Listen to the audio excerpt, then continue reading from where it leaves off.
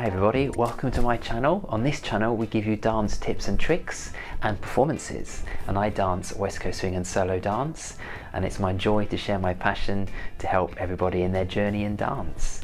So today's video we're going to be looking at 3 more tips and hacks in how to improve as a dancer. So let's get into it. So in tip number 1, something I'm working on at the moment is practicing facials.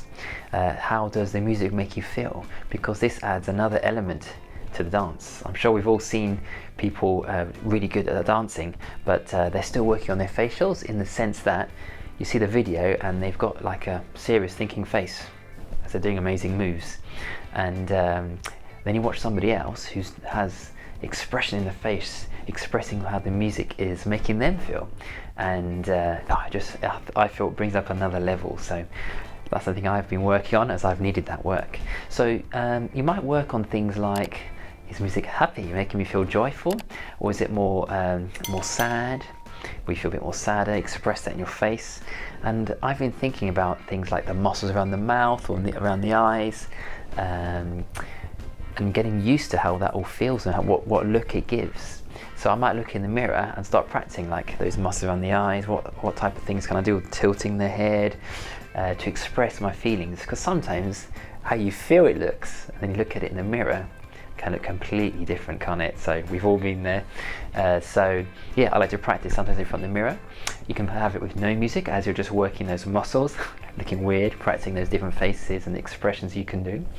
And then you can put on the music and then try and express that as well. I also like the mouth slightly open, like this, which also has that, I don't know, like that more serious look. You might have an angry face as well. So it all depends on how the music is making you feel. But that's a really nice dimension I'm working on at the moment in my journey as a dancer. So I hope that one's useful for you. In tip number 2, this is exploring your body's movement, and everybody has a unique body, so it moves in different ways, and enjoying that, and really enjoying how it feels. For example, you might have your eyes closed and enjoying the movement that your body is having, and exploring, what can I do with the different joints and so on. So that's a really good one for me, that helps me to move in my journey as a dancer. And something I'm, for example, looking at is movement pathways. How does the joint move from one point to another point, or a body part, and so on. For example, if I'm going to move from point A to point B, there's many ways you can do that. We don't just want to throw the arm from A to B. You could do if you wanted to, but I might think about like a heaviness to it with the tense muscles moving from A to B. I might think about a lighter movement, for example. I might think about like a jagged movement, like this. There's so many ways we can look into this. I might think about an acceleration to slow down to that movement. I might think about sharp and with a sudden stop as I get to that point. I might do the same thing, stop and then carry on afterwards.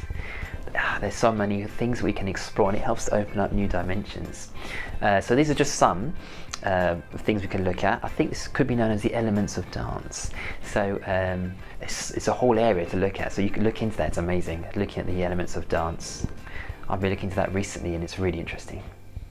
And something else I also like is initiating from a certain joint. For example, I might think about my lats, moving the arm from a certain point, from the lats or from the elbow, focusing more on that.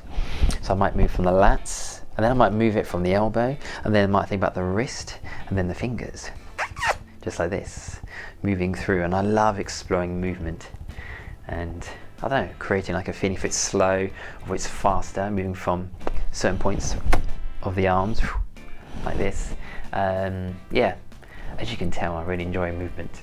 We might think, for example, another exercise is to like move a certain joint, like the head, moving the head a certain way. Then it reaches the end range of motion, and then you can move another joint, for example, hit the shoulder, that reaches the end of its motion. And I might move from the ribs, for example, twisting around, that reaches the end of the motion. I might move the head another way, that reaches the end of the motion, move another way. And that's a really nice drill you can do as well. And if you haven't seen my other video, that video had 5 tips on how to grow as a dancer. So I'll link that in the card above. Who knows which side I'm going to put it on. And yeah, that had one of the tips was in tip 1, which was to do drills. So that could be a drill you do in your tip 1 from the previous video, where you work about where you think about a certain joint moving to the end range, or doesn't have to right at the end range, and then move another one next to it, and then another one, and then another one. So you could think about that as well.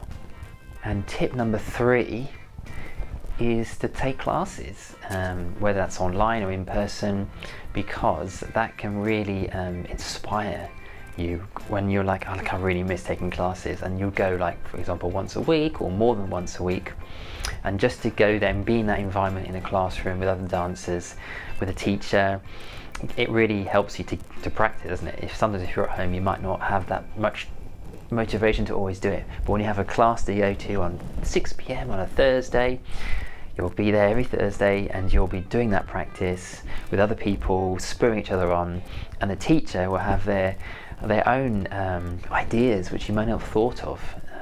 You know, like what we've just learned now, moving from certain joints, you might not have thought about that before, so I'm really happy to have shared that with you. The teacher will have their own ideas as well, like textures and light and shade in the dancing. So yeah, going to class will not only teach you new ideas, concepts, but also vocabulary, moves that you might not have thought about before.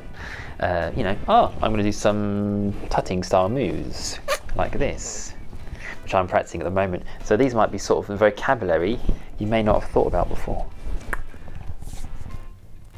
And I do find when I'm at a class, you get to meet other people as well, have that social element as well.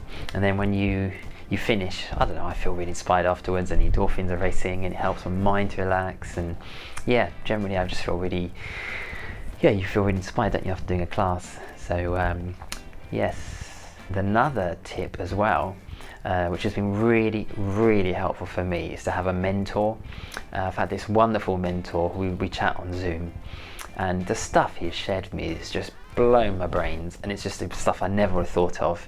So what happens is I might send him a video, and then he'll watch the video, and then we'll talk about it on Zoom. And our sessions might take 2 hours, and he's mentioning, oh yeah, this movement you did here, oh, you could have done it, you could do it this way, because if you do it this way, the lines become cleaner. You could have chosen this move after this move because they flow better together, better transition between moves. Stuff I never have thought of. And I also ask his permission to record the session, and I watch back the video. And oh, it's just, that's, for me, it's been such a huge help. And so if you would be really interested in me helping you, that'll be my joy to help you via Zoom online, to share thoughts and encouragement as well on your videos, or to just to chat to you about concepts in dance. So you're welcome to contact me. So there we are, those are 3 more tips on how to improve as a dancer, and you're very welcome to subscribe to this channel if you'd like to keep up to date with our tips and performances, and to switch on that notification bell, just like that, to keep up to date.